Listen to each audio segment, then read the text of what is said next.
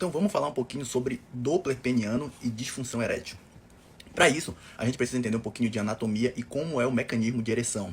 Tudo começa ali na artéria aorta, tá? A gente tem a aorta abdominal, ela vai se dividir nas ilíacas comum e depois ela vai se dividir na ilíaca interna. A ilíaca interna, ela vai dar um ramo que é a pudenda. Então a artéria pudenda interna vai sofrer diversas divisões e vai irrigar o pênis, tá? A gente vai ter ali uma artéria muito importante que é a artéria cavernosa, que vai passar dentro dos corpos cavernosos. E como é que vai ocorrer a ereção? Quando o homem é estimulado, a gente tem uma vasodilatação dessa artéria cavernosa, e aí o sangue vai entrar pela artéria cavernosa, vai ficar cheio de sangue, o pênis vai ficar entumecido, e quando o corpo cavernoso se dilata, ele comprime as veias que iriam tirar o sangue do pênis. Então o sangue está entrando pela artéria e não consegue sair do pênis.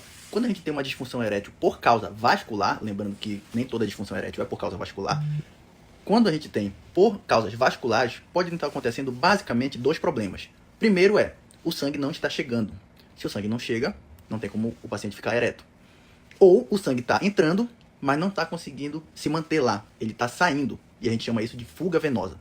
Então a gente tem dois mecanismos. Ou o sangue não está chegando, ou ele está chegando e está saindo. Não está conseguindo ficar retido no pênis. E é aqui que entra o Doppler venoso. A gente tem que fazer medições pré-injeção. Por quê? Vocês vão já entender. A gente vai medir principalmente o diâmetro da artéria cavernosa, que geralmente está entre 0,3 e 0,5 milímetros. E também vai medir a velocidade de pico sistólico. Feito isso, a gente vai pegar uma medicação, geralmente a papaverina, e vai aplicar no pênis do paciente, aqui no corpo cavernoso, tá? Nunca na uretra, sempre no corpo cavernoso. E o paciente vai manipular o pênis, a fim de que ele tenha uma ereção. Depois que ele tiver a ereção, a gente vai medir novamente essas coisas que eu falei. Então a gente vai medir de novo o diâmetro da artéria cavernosa, a velocidade de pico sistólico e velocidade diastólica. Então o normal é esse aqui, depois da aplicação. O paciente vai ter uma ereção e vai ter uma velocidade de pico sistólica acima de 30 centímetros por segundo. Quer dizer, o sangue está entrando ali acima dessa velocidade. E a gente vai ter um aumento de cerca de 60% no diâmetro da artéria cavernosa. Agora compara com esse outro aqui, ó. O que está acontecendo aqui? Tu vê que a velocidade de pico sistólico está muito abaixo de 30 centímetros por segundo. O que isso quer dizer? Que o sangue não está conseguindo chegar no pênis. Então, o problema de disfunção erétil é causado por uma insuficiência arterial. Por quê? Principalmente por aterosclerose, uma estenose, de repente, alguma outra coisa. Mas a gente sabe que o problema é na artéria.